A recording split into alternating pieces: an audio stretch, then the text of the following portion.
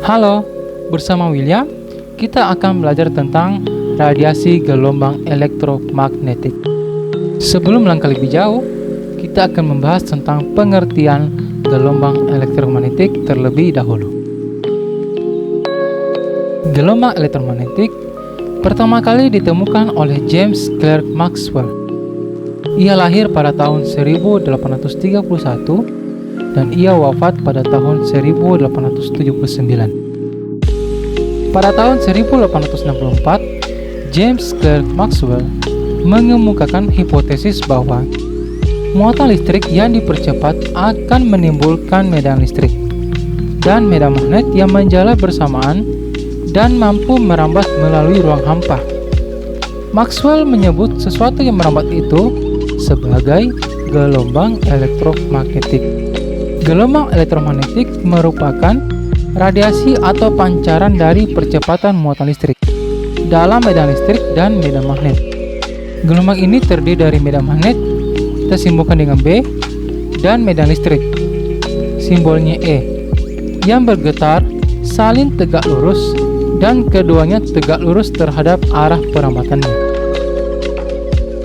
Ini sumbu E, ini untuk sumbu medan listriknya. Sedangkan ini yang B, itu sumbu medan magnetnya. Nah, ini adalah arah perambatan dari gelombang elektromagnetik. Sekarang kita masuk di sifat gelombang elektromagnetik. Yang pertama itu dapat merambat dalam ruang hampa atau tidak memerlukan medium untuk merambat. Yang kedua, tidak bermuatan listrik. Yang ketiga, merupakan gelombang transversal, yaitu arah getarnya tegak lurus dengan arah perambatannya. Yang keempat, memiliki sifat umum gelombang. Yang pertama, polarisasi. Yang kedua, pemantulan atau refleksi. Yang ketiga, pembiasaan atau refraksi. Yang keempat, interferensi. Yang kelima, lenturan atau kita sebut dengan difraksi. Yang kelima yaitu arah perambatannya tidak dibelokkan, baik pada medan listrik maupun medan magnet. Kecepatan perambatan gelombang elektromagnetik hanya bergantung pada permitivitas listrik dan permeabilitas magnet. Kecepatan perambatan gelombang kita rumuskan sebagai berikut, yaitu 1 dibagi akar dari permitivitas listrik dikali permeabilitas magnet. Kecepatan gelombang elektromagnetik nilainya yaitu 3 kali 10 pangkat 8 meter per sekon. Nah, untuk permitivitas listrik kita gunakan 8,85 dikali 10 pangkat minus 12 dengan satuan C kuadrat dibagi Nm kuadrat. Nah, untuk permeabilitas magnet kita gunakan nilai 4pi dikali 10 pangkat minus 7 Wb dibagi Am. Dari hasil persamaan tersebut terlihat bahwa cepat rambat gelombang sama dengan kecepatan cahaya di ruang hampa, sehingga rumus yang digunakan yaitu frekuensi dikali panjang gelombang. Jadi kita bisa simpulkan bahwa cepat rambat gelombang elektromagnetik sama dengan kecepatan cahaya di ruang hampa. Sekarang kita masuk di spektrum gelombang elektromagnetik. Yang pertama kita akan bahas tentang gelombang radio dan televisi. Gelombang radio dan televisi memiliki frekuensi gelombang di atas 30 kHz. Gelombang radio dan televisi digunakan pada alat-alat seperti radiofon. Radiofon ini adalah radio pada zaman dahulu. Nah, untuk alat yang kedua itu pesawat radio. Pesawat radio itu seperti ini modelnya, atau bisa kita sebut dengan HT, handy talkie. Nah, ini untuk pesawat televisi. Pesawat televisi dia tandai dengan adanya antena seperti ini. Ini televisi zaman dahulu. Sekarang televisi sudah semakin berkembang. Nah, alat yang keempat yaitu telepon genggam. Telepon genggam awalnya seperti ini. Ini adalah perintis dari telepon genggam. semakin hari semakin berkembang sehingga kita sebut dengan smartphone. Nah, berikut tabel frekuensi gelombang radio dan televisi. Silakan dibaca. Yang kedua ada gelombang mikro. Gelombang mikro memiliki frekuensi sekitar 10⁻⁹ hingga 10⁻⁻ Hz. Gelombang mikro digunakan pada microwave oven dan radar. Radar itu merupakan singkatan kata dari Radio Detection and Ranging. Radar menggunakan prinsip pemantulan gelombang mikro. Radar berfungsi untuk menentukan posisi suatu objek.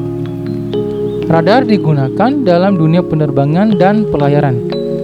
Radar digunakan sebagai pemandu agar tidak menabrak objek lain. Nah, di sini ada persamaan gelombang mikro. Persamaan ini digunakan untuk mencari jarak bidang pantul dengan detektor gelombang. Dengan rumus C dikali delta T dibagi 2. C itu kecepatan cahaya, yaitu nilainya 3 kali 10⁸ meter per sekon. Sedangkan delta T-nya itu selang waktu pengiriman dan penerimaan pulsa.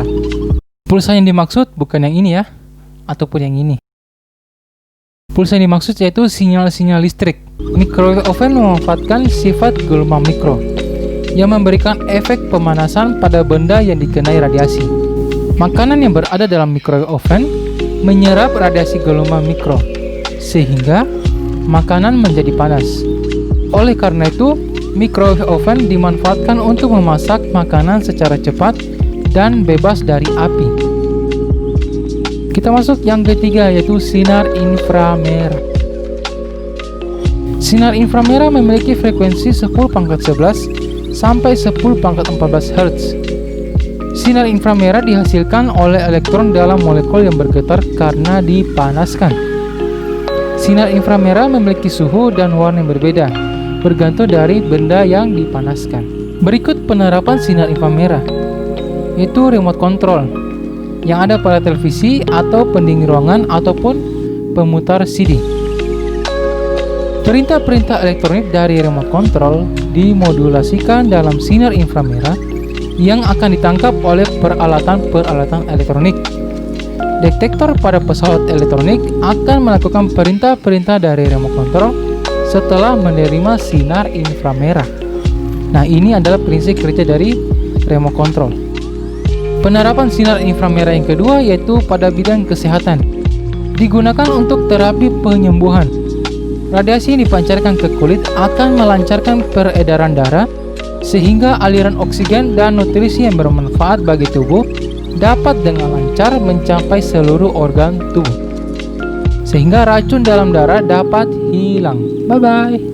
Nah, untuk penerapan sinar inframerah pada bidang teknologi, yaitu pada suatu satelit di luar angkasa dapat mendeteksi daerah-daerah yang mengalami kebakaran. Nah, di sini kita lihat ada daerah merah ini yang kebakaran. Sekarang kita masuk di cahaya tampak.